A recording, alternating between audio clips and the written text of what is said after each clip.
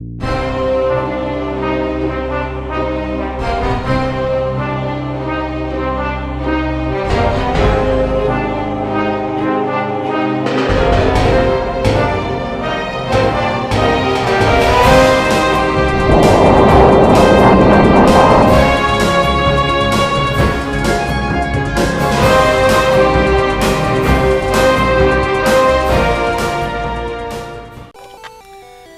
everybody, welcome back to Ninjo X Let's Plays Let's Completes Pokemon Blue. Last time we left off, we got our Pokedex number up pretty legitimately high for this area of the game, and we reached Pewter City, the granite town of rock and stone. One thing I want to mention really quick before we really go anywhere is Pokemon's artistic concept. In my shame, it's something I've just kind of glossed over. But the Pokemon universe very well may be very similar to our own universe in the future. Humanity in the Pokemon universe has both dominated and become one with nature. Their technology, namely the Pokeball, has allowed for the Pokeball has allowed for complete control over the natural world. But at the same time, the natural world has adapted to their presence, and this is no more clear than by the high number of artificial Pokemon, especially in the Kanto region. Let's talk about real Kanto for just a second. I'm going to talk about it a lot more later. But Kanto is a real place. It's one of the districts of Tokyo, Japan. Kanto is the industrial district, where a lot of Tokyo's power comes from. As such, there's a very large amount of pollution. Now that might sound weird to you because Kanto in the Pokemon anime, and seemingly in the games as well, is pretty peaceful and pretty clean. I mean, dancing flowers, need I say more? Dancing flowers. And there are quite a number of grass types, even if there's only one grass type that's not part poison, that's based off of seaweed, Tangela. Well, but there are a large number of artificial and pollution Pokemon. It makes one wonder just how long our own world can go before certain creatures that were adapted to live outside of humanity's influence will be able to survive. There are certain larger animals that have learned to be more scavengers than predators, like bears. Bears will make it into the future. I really feel that they will. And the reason for that is because, like I said, they're scavengers. Rodents, which there's a large number of rodents, not just electric ones, but rodents in the Pokemon world, have fast reproduction and again are scavengers. They're able to eat almost anything. Because of that, they would be able to supplant their role in the future. Well, what about plants? We're destroying the forests, man! The plants, forests! If you've ever been in a plane, you know there are still plenty of forests. And while there are fewer thick, lush rainforests, fewer Hoenns, there's still plenty of plant life. And there's plant life that is adapted to survive in cities as well. Plants breathe carbon dioxide, which is one of the things we, not only human beings, but our machines tend to expel. Now, that's just an interesting thing that plants will likely survive into the future. Bugs? Duh. But what about more humanoid Pokemon? Wouldn't it make sense for certain animals to be able to evolve and adapt to be more human-like, so that they could survive more like humans? And what about powerful minds like Alakazam and Hypno? Same story. Why just adapt to imitate when you can adapt to improve on something? Lots of interesting theories on how Pokemon and the real world could possibly become one and the same in the future. And humanity has harnessed the power of nature with Pokemon in order to make itself stronger and ensure their survival in the process. A lot of people will just take Pokemon and say, oh, killing animals and death, rape, torture. Technically, you are capturing wild animals and forcing them to fight against one another. But you've got to look at what's in it for them. Medical technology that basically assures survival, and a much higher likelihood of being able to live long enough to breed. Wild Pokemon that get mowed down, they're just gone. And I have to imagine that there are Pokemon that die in the wild very frequently. Okay, I'm gonna go ahead and talk to this guy, but it's just an interesting theory that I've something that I've discovered. This is our very first temporary trainer. If you don't fight him before Brock, you won't get the chance to fight him. And his team is very different across all interpretations of this game.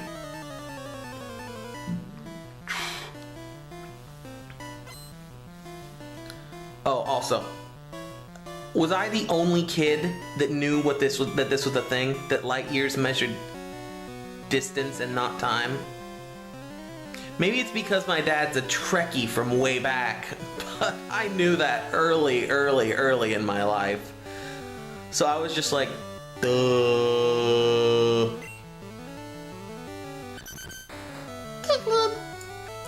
Diglett's always been somewhat of an enigma. Nobody seems to know what it is. Some people think it's an earthworm, some people think gross things because they're gross people. Other people think it's a mole. It's a lot easier to tell what it might be with this coloration. Funny thing, if you play on the ordinary Game Boy Color or the classic Game Boy, I always thought they looked like little ghosts. Okay, that was not good. And Diglett is one of those Pokemon that fits into the weird category of renegade. I call them renegade Pokemon. They're completely built opposite of all the other Pokemon like them. And Diglett's burned, that's good. Now, I really didn't want to have to do this, but I'm a little underleveled, so I'm going to go ahead and use the potion. That burn should weaken Diglett's scratch. Oh, it weakened it a lot. And no, this should be able to finish it off. Come on, Dart. You're the best around. No one's ever gonna get you down. You're the best around. No one's ever gonna get you down. Okay. I really like Sandshrew. But I also really like Navi leveling up enough so that it gets its first offensive move. Ooh, that was a well-timed switch. If I can somehow get another burn, then that would just be swell. Okay, so it looks like Dart can survive another non-critical scratch. Okay, that's annoying. And we still hit. Good job, Dart. Do I dare? I risk it. Good job, Dart! Way to reward my faith in you! Dart's level 11 now. Which means that he's the same level as that kid Sandshrew that we just beat. Darn! Light years isn't time, it measures distance! Already talked about it. 220 Pokken for winning. That's what the actual currency name is. Except in Coliseum where they decided to call it Poke Dollars. Which is weird because that's not what it is, it's Pokken. And it's called Pokken because it's Poke Yen, the currency of Japan. Gonna go on ahead and heal really quick. Like I said in the last episode, we had a bit of trouble, and so I still have all my potions. Except the one I just used. We hope to see you again. Why do you hope to see me again? You want my friends to be hurt enough that I have to come here? Actually, no, it could have been for non-business reasons. I know whenever I got out of the hospital last time, the doctors and nurses were like, please come by and visit us at some point so we can see how you're doing. It could be like that. People might just be taking that the wrong way. And this is gonna be fun. No, it's actually gonna be fun. Our very first gym leader battle. I'm Brock. I'm Pewter's gym leader. I believe in rock hard defense and determination. That's why my Pokemon are all the rock type. Do you still want to challenge me? Fine then. Show me your best. Now, Origins shows us something really neat about early gym leaders. They're really no weaker than any of the other gym leaders. The reason that they're so weak whenever you fight them is because they're choosing teams appropriate to your skill level.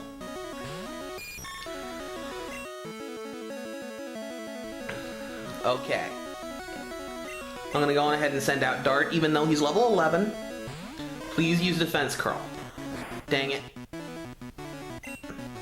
Okay, we have to hope for a burn. If we get a burn, then we should be fine. Stop doing that! Be dumb!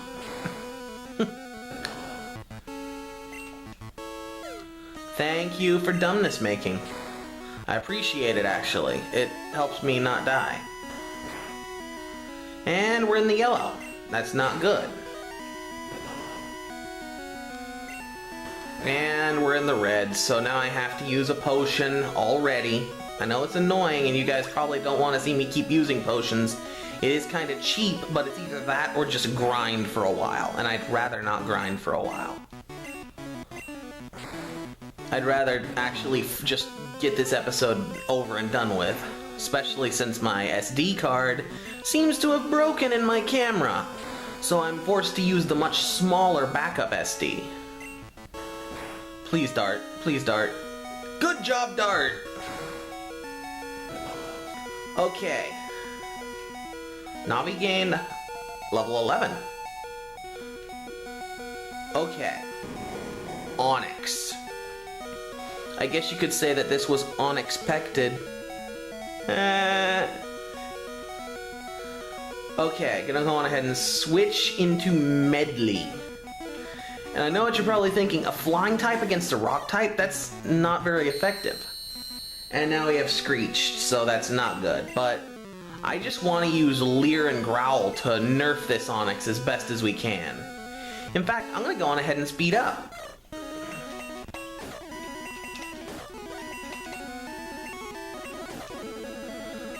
Bide, just in case you don't know, what it does is it stores damage for a certain number of moves. I forget if it's 3 or 4, and then pays that damage back double. Now, Bide is basically a newbie troll move that's supposed to teach you, hey, if I just spam damage, I don't always win. But that message was lost on a lot of kids growing up, for some reason. They just didn't notice it. Okay, now this Onyx is nerfed like crazy, so I'm going to go on ahead and try to deal some damage. Just a little bit of damage. Just a little bit of damage. Just a little bit of damage. Just a little bit of damage. Go on ahead and sacrifice Medley to do some damage. Just a little bit of damage. Medley could end up winning. Nope. Now I'm gonna go on ahead and use another potion. I know, another potion. What's the matter with you, Ninjo? So that I can switch out to Dart. And it can finish off this Onyx with Scratch. Because its defense is so low. Yes! Dart's level 12, no surprise.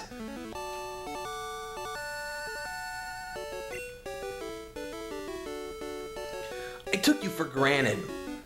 As proof of your victory, here's the Boulder badge. Also something worth noting right now, Brock is shirtless in that sprite. In Fire Red, Leaf Green, and Yellow version, they gave him a shirt. And in the anime, he always has his shirt. Just an interesting thing about the original game's artwork. That's an official Pokemon League badge.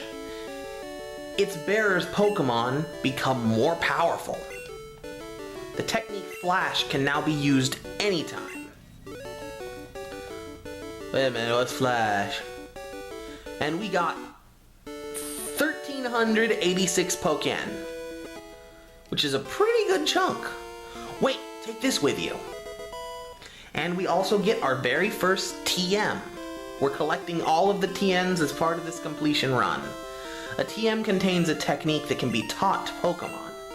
A TM is good only once, so when you use one to teach a new technique, pick the Pokemon carefully. And this contains Bide. We won't be teaching any of our team members Bide. There's one that might be able to use it way later down the road, but there are just better moves. It's funny how Bide became a throwaway move in future games. I'm looking at you, C-Dot and Cricket-Tot. Ot. And Brock's explaining how Bide works. And now we can go heal, and I'm gonna check the time really quick. We've gone for 15 minutes, so we can actually go on ahead and do a little bit more in this episode. Same as last episode. This is going a little faster than I planned. I'm gonna miss it when it's gone. It's a labor of love right now, but I'm gonna miss it when it's gone. We're gonna go on ahead and heal. Pokemon are fighting fit. We hope to see you again.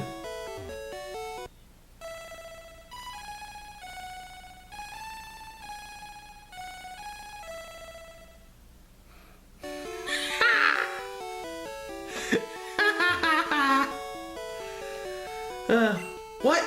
Team Rocket is at Mount Moon? Huh? I'm on the phone! Scram! Well, thanks for being a jerk. I appreciate the jerkness. You're a cool jerk guy. Jerk. And we're gonna go on ahead and leave Pewter City. We've now handled the entire western portion of Kanto, except, of course, for the Elite Four. And I guess Cinnabar Island. Okay, time for some trainer battles.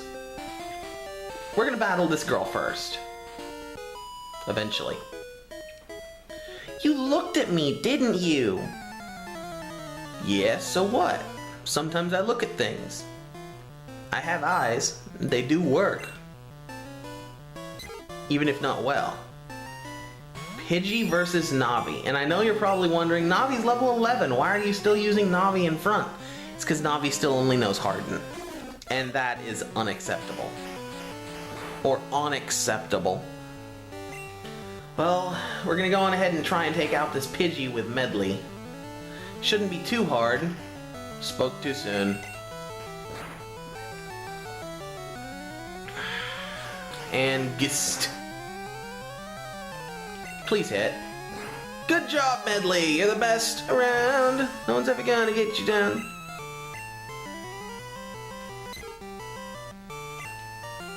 Gonna go ahead and send Navi out really quick again. Hey, listen! Yes, Navi, I'm listening. And then we're gonna go on ahead and switch Medley, but actually Medley's kinda hurt now. Medley will probably be fine. Come on, use Growl or something. I know you can't learn it, but just... No! No!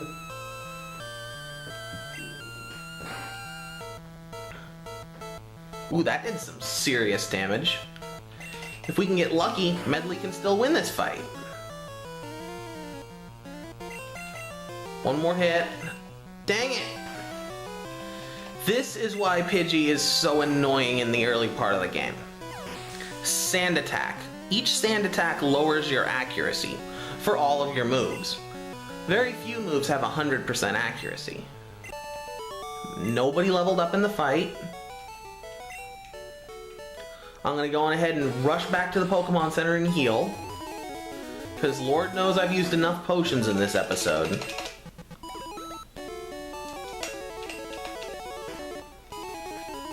And gonna go back to the route. This trainer's gonna be easy. Hey, I met you in Viridian Forest. And that's why he's gonna be easy. He's a bug catcher. He's a bug catcher. Gonna meet your bugs.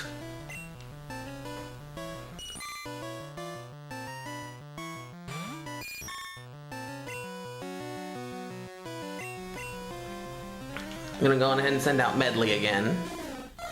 You're gonna probably see a lot of Medley on this route after Dart beat Onix.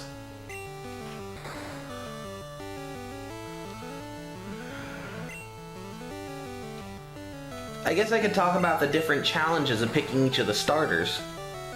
If you pick Charmander, the first 3 gyms you're going to be weak against. Or first 2 gyms you're going to be weak, the third one you're going to be neutral, unless you over level, then you'll be weak. 4th one you'll be strong. And for the rest of the game it just kind of peters out. But you have a chance to catch another fire type before the 4th gym, so Charmander is essentially hard mode. On the contrary, Bulbasaur is easy mode. Both of the first 2 gym leaders are weak against Bulbasaur. The 3rd one is neutral to Bulbasaur, and so is the 4th. Lord help you in Saffron City, though. That gym is not... Ooh, Navi learned Confusion. I was so caught up in my commentary I didn't even realize. But that's what I wanted Navi to learn. Which puts Navi, and by that I mean Butterfly, in the same niche that so many other Gen 1 Pokemon fall into. Psyduck, Jigglypuff, Pokemon that are not of the Psychic type, but make their bread and butter with Psychic type attacks. And Medley's level 11, yay! And Caterpie is done, because it's a Caterpie, and they're done. What? I definitely didn't expect that.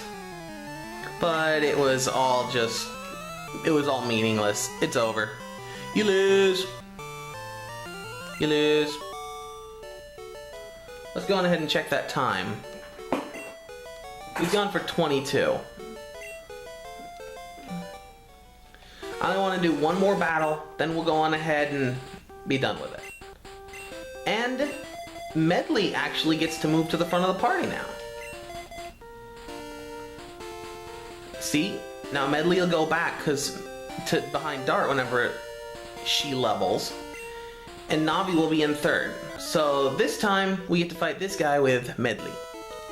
Hi, I like shorts. They're comfy and easy to wear. These guys, these youngsters, the shorts youngsters, as they've been dubbed by fans, have become legendary. They appear in almost every single game in some form or another that Pokemon is related to. And I'm pointing that out now because a lot of people don't know that in the Japanese version of the game, they're just called Shorts Boys, or Shorts Youngsters, Shorts Kid. Shorts Kid! And I just recently learned that, which I think is really neat. It validates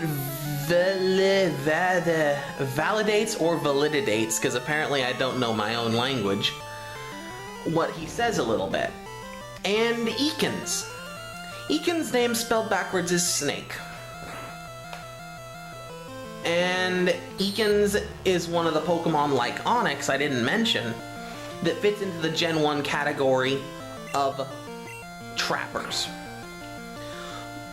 Wrap, Bind, and Fire Spin are utterly broken in the first games. Whenever they're being inflicted, your opponent is completely helpless. Combine that with the move Toxic that we'll get way later, and heck, a Charmander could beat Mewtwo. All it needs is 2 attacks and it wins. And Medley's level 12. And we defeated Youngster. I don't believe it! I wonder. I don't know exactly when Naruto came out in Japan, but I wonder if that could possibly be a Naruto reference. But all that said and done, we've had a good time. We've done lots of stuff, and I think we're done. This has been Ninjo X, and until next time, stay enlightened.